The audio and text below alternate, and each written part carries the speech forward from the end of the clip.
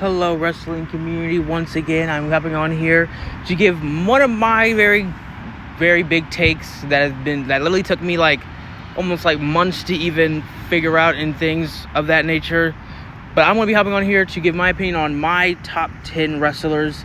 I like to say right now, I'm going based off of what I want to go based on every wrestler. Like, if I'm not going to, say if I'm going to put someone higher because of their wrestling skill or their microphone skills other than someone else, it's just my take. So let's hop into it. At number 10, we got Carmelo Hayes. His work in NXT was something. It was very talented that we haven't seen since the Black and Gold era. Like, literally, his matches were stellar. They were on point. He worked well with everyone, and his work on the mic was also unmatched. And you just couldn't deny that he was a generational talent. You know, of course, NXT Cruiserweight Champion, NXT North American Champion, NXT Champion. His matches with Ilya Dragunov. You know, first of all, his whole time in NXT was absolutely fantastic. And now on the main roster on SmackDown, he's still doing great things. I feel like there's a lot in his future, especially the United States Championship. But yeah, Carmelo Hayes definitely reaches top 10 because it was a battle between him and Ilya Dragunov. But I definitely think that Carmelo Hayes, due to the fact of his maneuvers, his ability to work the mic, he has that star power. At number 9, we have Konosuke Takeshita. He just got on my radar. I mean, of course, I knew about him due to the fact that I love Will Ospreay and things like that. But of course, after seeing him and then seeing his story and then how much they're putting into him with New Japan Pro Wrestling and also New Japan Pro Wrestling, it definitely intrigued me. And then, of course, I watched more about him, and he's a good athlete.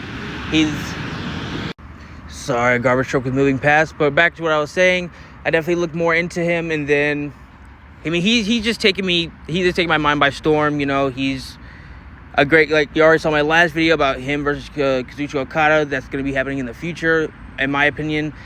He's going to be one of the, he might literally be higher up my list by the end of the year, by the end of his career, because he's doing some great things right now in the wrestling world. And I mean, like I said, he's good on the mic.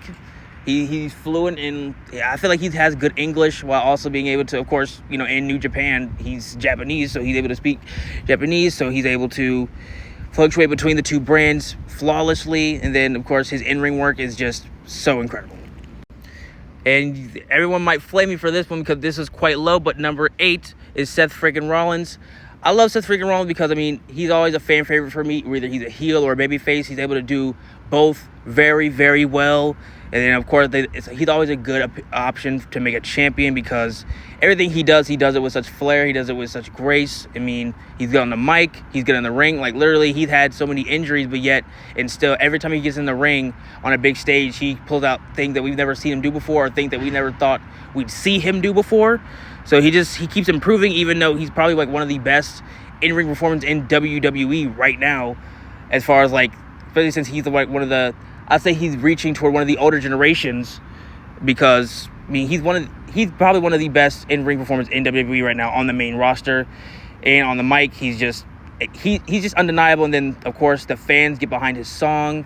And, I mean, of course, everyone just loves him. And I feel like they need to put more into him as much as they did with Roman Reigns because as far as the contrast, I feel like Seth Rollins is definitely way up there as far as every box is checked. Wrestling, on the mic, literally the work, he works so hard.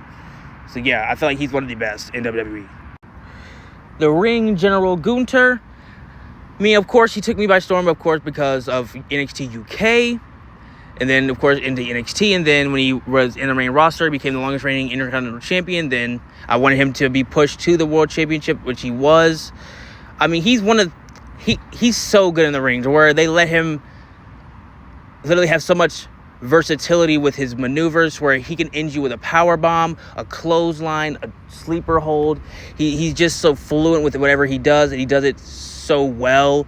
It looks like it actually hurts. Every match seems like it's so hard hitting, and it seems so good to be true to where this guy is one of the best, almost old time wrestlers, almost like an AEW style wrestler, like a shoot style wrestler in WWE, and they give him so much credit. And then, of course, on the mic, he literally, it seems like he did, because he's so good in the ring, that he shouldn't be able to talk so well on the mic, but yet he does. He outperforms everyone else whenever he's in a rivalry, and I feel like there's gonna be more from him in the future, even though he's not the champion anymore. But he's definitely not done. They're not done building him up.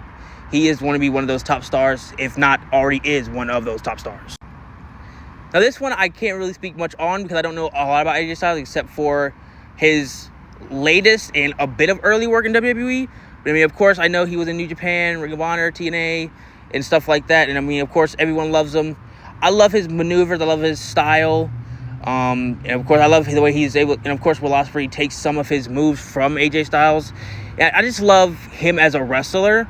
And of course, I feel like WWE is not really bringing him to his full ability in as far as character, but otherwise in the ring, he is top notch and one of those guys. Going into the top 5, we have the first the first Black African American AEW World Champion, Swerve Strickland. First of all, the fans love him. They're always behind him, whether he's evil or he's good. His in-ring work is so clean. It's literally on point every time. His maneuvers are vicious. Like, we can tell that whatever he does, it's supposed to put someone's lights out.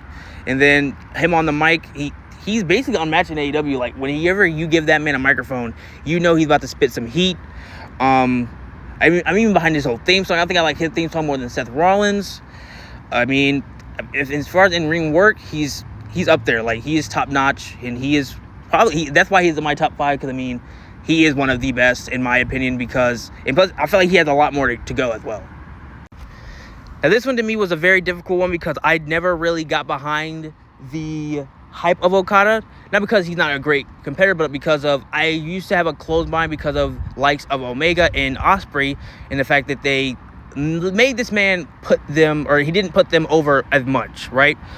But as far as Okada, he's one of the greatest wrestlers to come out of New Japan, one of the greatest wrestlers on the planet right now. He's super good. He's super good. The fans love him in AEW right now. I mean, they should give him a lot more time on the mic. And then, of course, his matches, he always delivers. Like, when I tell you he's one of the greatest wrestlers possibly to come out of New Japan, that's probably an understatement. He probably is the greatest wrestler to come out of New Japan. And he was in New Japan. Like, he was that guy. He has that star power. Like, you can literally look at him and tell that he has that star power. He's one of those guys. That's why they call him the Rainmaker. And, I mean, he is one of the best. That's why I put him at my number 4 spot. Getting into the top 3, Danielson definitely takes top 3, number 3. It was a close one between number 2 and 3, between him and Omega, but definitely number 3, and I'll get to why that is when I get to Omega. But Danielson, he is the greatest technical wrestler, in my opinion, in wrestling. Like, in every match that he has, he is so good when it comes to technical wrestling. I literally, like, his matches with Zack Sabre Jr., his match with Will Ospreay, his matches with Omega. Like, as soon as he hit AEW scenes, every match he had was absolutely perfection when it comes to wrestling his way, but also integrating moves from their competitors' move set and mixing them well. And then, of course, he's like literally a legend in the business. And I mean, everyone loves him. Yes, all the way. Danielson is definitely top 3. To make this short and simple, he is the best bout machine. He's good at doing everything. He's able to mix styles. He's able to fly. He has strength. He has the striking ability. He's good on the mic. I mean, the fans are behind him. He has the legacy. I mean, Omega is what he is, and that is the best bout machine. I mean, whenever he hits the scene, you know it's going to be some magic with whoever he's with. The story is going to be fantastic. I mean, you just never think something's going to go wrong when it comes to Omega. And then literally my GOAT, undisputed GOAT, Will Ospreay, he needs more respect. He needs more TV time. He needs championships. He needs better matches with more time added. Literally has the most 5-star matches out of anyone ever in history. He is my GOAT by far. Will Ospreay is the greatest. Just high flying, the energy, just everything. He checks off every box in my eyes. I mean, like, literally, he was made me fall in love with wrestling again in these latter years. I mean, he's my top. He's my number 1. And no one can argue with me about that. But definitely comment down your guys' picks, your number 1, your top 3s, your top 5s, your top 10s. But definitely let me know.